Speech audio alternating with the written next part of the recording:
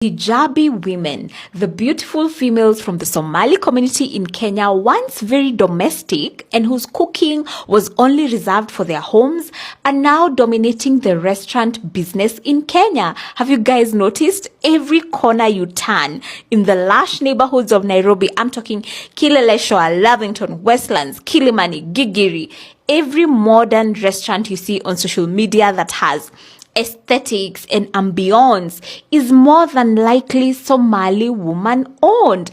Now we are going to name these restaurants and also try to understand what is it about Somali women and their culture that could be contributing to this takeover, because it is a takeover in a very male-dominated industry.